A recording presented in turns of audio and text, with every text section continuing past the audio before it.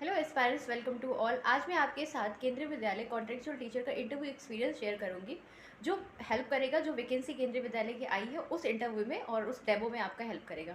ठीक है। मैंने दो पोस्ट के लिए अप्लाई किया था, पहला पीआरटी के लिए और दूसरा कंप्यूटर इंस्ट्रक्टर के लिए।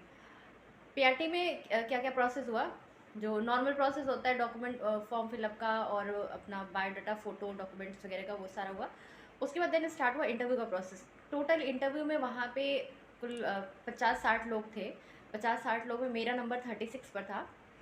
और इंटरव्यू में क्या हुआ, बस डेमो बोला गया, डेमो देने के लिए कि आप डेमो दीजिए, एक पोएम सुनाइए।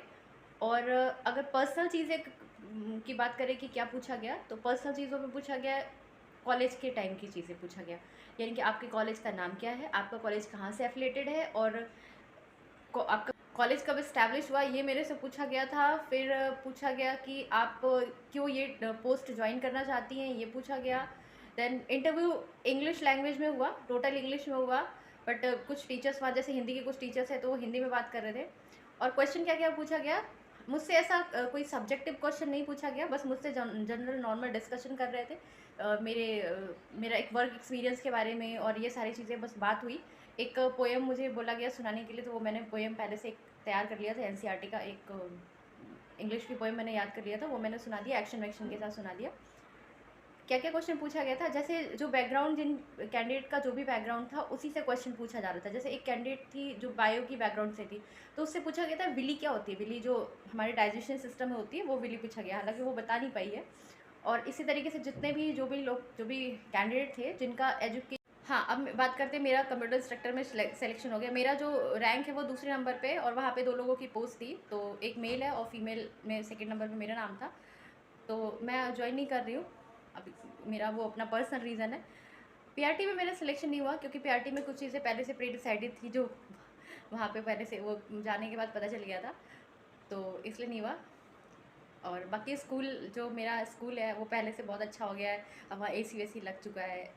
तो आप अगर ये रीजन एग्ज़ाम के लिए आप जा रहे हैं, जो आपका वैकेंसी आई है उसके लिए आप जा रहे हैं, तो बहुत अच्छे से प्रिपेयर होके जाइएगा, क्योंकि बहुत सारे कैंडिडेट हैं और जो वहाँ बोर्ड बैठता है वो बिल्कुल बहुत अच्छा बोर्ड होता है, मतलब पढ़े लिखे लोग होते हैं, तो वो आपसे एक्सपेक्ट करेंगे कि आप इंग्लिश में बोलें, अच्छे से इंट्रो दें, और जो भी आपसे पूछा जाए वो सारा क्वेश्चन का आंसर आपके पास हो। हालांकि मुझसे पीआरटी और कंप्यूटर इंस्ट्रक्टर में जो भी कुछ पूछा गया वो सब चीज़ ग्रेजुएशन में जो भी सब्जेक्ट है उससे रिलेटेड क्वेश्चन पूछे गए थे।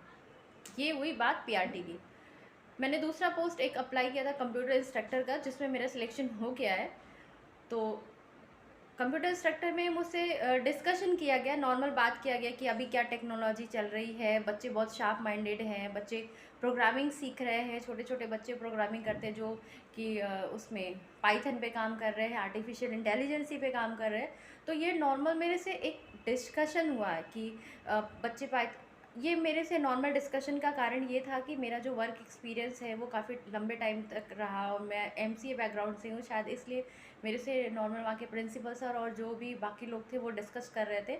और मैं खुद उसी स्कूल से पढ़ी हुई थी, तो मुझसे क्वेश्चन नहीं पूछा गया, बस मेरे से बातचीत हुई थी कि आजकल बच्चे बहुत स्मार्ट हो चुके हैं, सारी चीज़ें खुद से करने, मतलब टीचर से ज़्यादा बच्चे स्मार्ट है, और ये सारी चीज़ें मुझसे पूछी गई थी।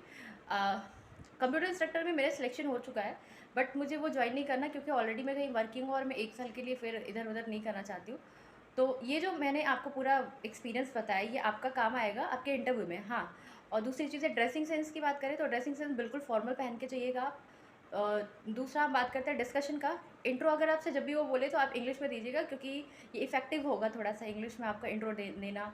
कोशिश करिए कि अगर आपकी इंग्लिश अच्छी है तो आप इंग्लिश में कम्युनिकेशन करिए, ये थोड़ा सा इफेक्टिव होगा।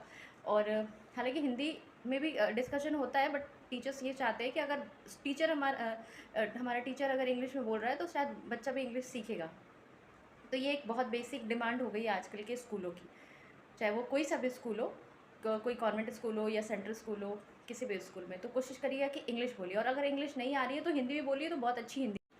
तो बहुत ज़्यादा टफ एग्ज़ाम, डेमो बहुत ज़्यादा टफ नहीं है, बस आपका कॉन्फिडेंस वहाँ चेक किया जाएगा, आपका कम्युनिकेशन स्किल देखा जाएगा, आप बच्चों को पढ़ा पाएंगे कि नहीं, यानी कि आप बच्चों को समझा पा रहे हैं कि नहीं, आप कितने सिंसियर हैं, ये चीज़ वहाँ पे देखा जाएगा।